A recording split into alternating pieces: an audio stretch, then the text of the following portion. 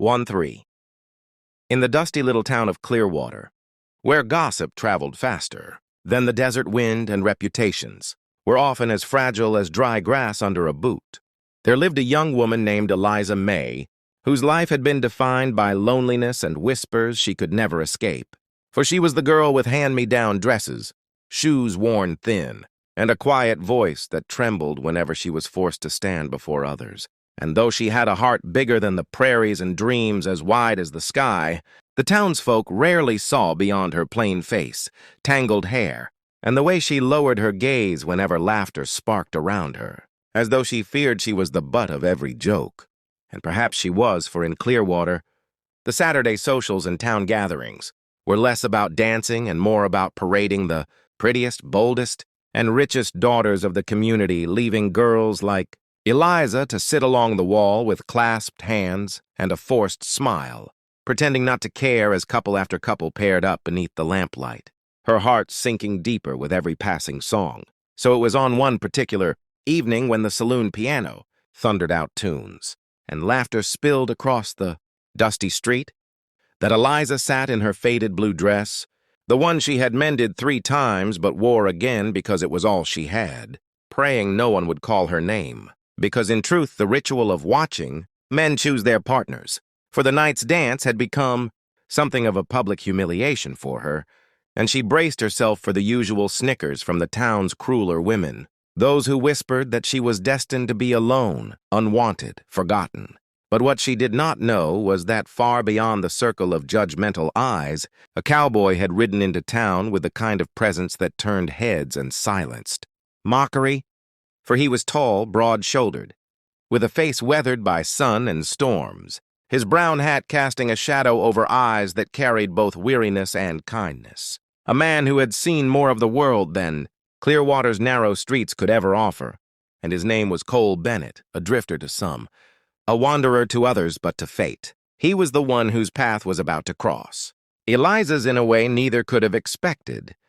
and as the music swelled, and the town's sons stepped forward to claim their chosen partners, one by one the laughter grew sharper, the whispers more cutting, for everyone knew the final humiliation would be Eliza sitting alone yet again, her trembling hands folding tighter in her lap, her heart pounding with dread, her throat aching with words she could never say, because deep down she had always wished, just once, that someone would see her, really see her, not the patched dress, not the timid smile, but the heart beating inside her. And then, just as the cruelest giggle echoed from the corner, a hush swept the room, boots striking wood as Cole Bennett, the stranger cowboy, strode across the floor, his spurs ringing. The 3 with quiet authority, his gaze steady, not on the polished belles of the town, but straight toward Eliza May, and for a moment, she thought surely he was heading past her, that life would play its cruel trick again. But no, he stopped before her chair, lowered his hat with a gentleman's grace, and held out his hand as though she were the only woman in the world, his voice deep and steady as he asked, "Would you honor me with this dance?" And silence fell, thick as smoke,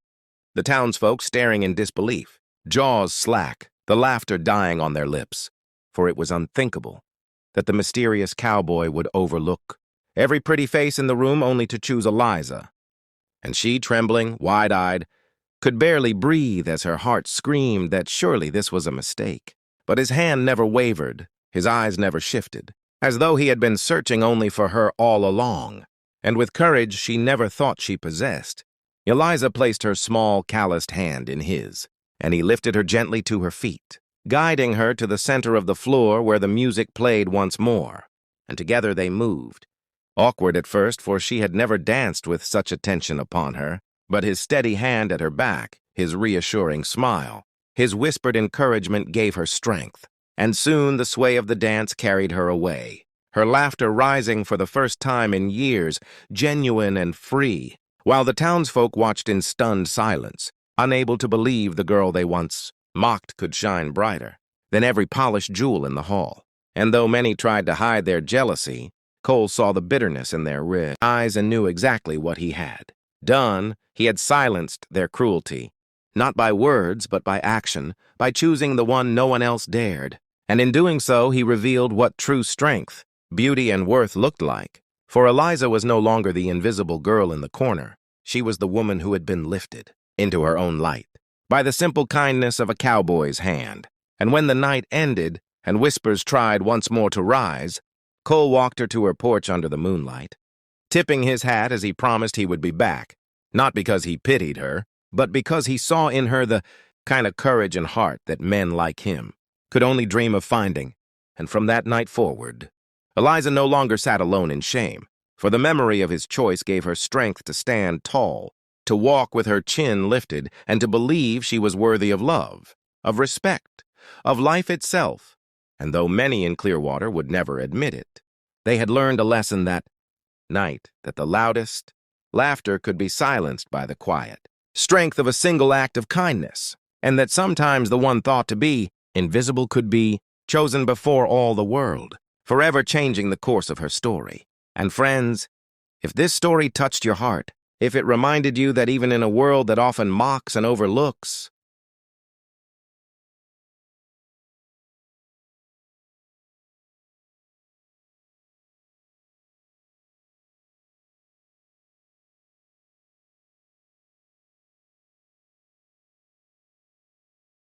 there is always hope that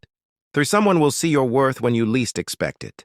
Then don't just let this tale pass you by. Subscribe to this channel so you never miss another story of courage, love, and redemption. And let's keep reminding the world that no matter who you are or how others see you, your story matters, your worth is real. And just like Eliza, the moment will come when someone chooses you before the laughter has the chance to rise. 3. The days that followed that unforgettable night in Clearwater seemed to move slower for Eliza May, as though time itself wanted her to savor every heartbeat of change, every whisper of new beginnings, because no longer did she wake up with the heavy dread of facing a town that mocked her. No longer did she linger by her mirror trying to smooth down her tangled hair while convincing herself she didn't care what others thought. For she now carried within her the memory of a cowboy's hand extended in kindness, the way he had steadied her as though she mattered more than anyone else in that crowded hall, and the way his eyes had spoken volumes even when his lips said only a few words. And though she told herself it was foolish to believe that one dance could change a lifetime of loneliness, her heart betrayed her every time it fluttered at the sound of hooves in the distance, praying it was Cole Bennett returning just as he had promised. And when at last, 2 days later, the townsfolk gathered near the general store, dust rising as horses shuffled and men exchanged news, it was Cole who appeared at the edge of town, hat low, coat brushed with trail dust, but smile warm as he tipped his brim toward Eliza, who stood frozen on the porch with her basket of flour and beans, her breath catching as every eye turned from him to her, the once-forgotten girl now the center of a story. Clearwater couldn't stop talking about, and though some tried to mutter about charity or pity, Cole silenced them all, not with words, but with his actions. For he strode directly to her side, helped her lift the basket, and spoke to her as though the world faded away, leaving only the two of them beneath the hot sun and the weight of possibilities. And from that moment on, Cole made it his purpose to see her not as the town saw her, but as she truly was, asking about her father who had died working the railroad, listening to her stories about her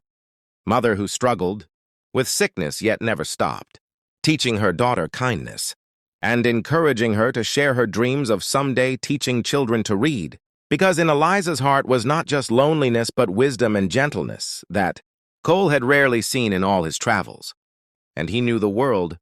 had been cruel to her simply because she did not fit its shallow molds. And so, while townsfolk watched with thinly veiled astonishment, Cole began to court Eliza in his own quiet way, riding with her out past the river where willows swayed, showing her how to guide a horse through uneven ground, teaching her to hold her shoulders back and face the horizon, as though it belonged to her too, while she in turn softened his edges, telling him he did not always have to wander, that sometimes a man's greatest strength was not in conquering trails but in standing still long, enough to build something that lasted. And with every passing day their bond deepened, so much so that when the next Saturday dance came around, the town gathered. Again, some with curiosity, some with mischief, and some with envy, wondering whether the cowboy's first choice had only been a passing gesture or whether he would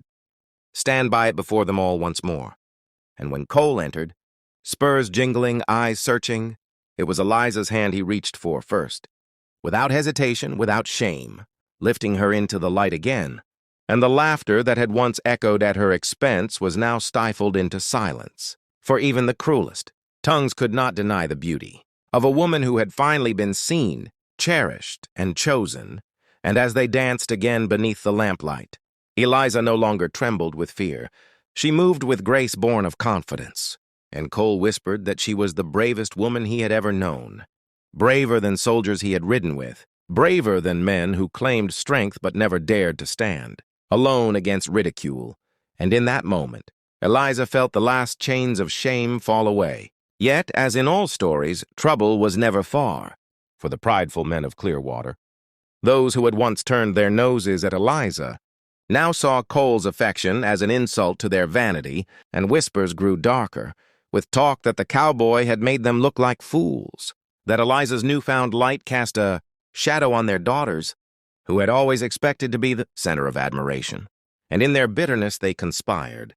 planning to humiliate Eliza once more by mocking her in the open, daring to remind her she did not belong. But they underestimated both her new courage and Cole's fierce loyalty. For when the taunts came, cruel and sharp in the marketplace, Eliza did not lower her eyes this time. She met them with steady strength, her voice clear as she reminded them that worth was not measured in silks, or laughter, or coins, but in kindness and truth. And when Cole stepped forward, his hand resting near his holster though he never drew, his voice thundered louder than their jeers, warning that no man who belittled a woman in public was fit to call himself strong. And with that, the crowd fell silent, respect slowly growing where cruelty once thrived, because it is one thing to mock in secret, but another to be exposed as cowardly before the whole town. And so, over time, the narrative of Eliza changed.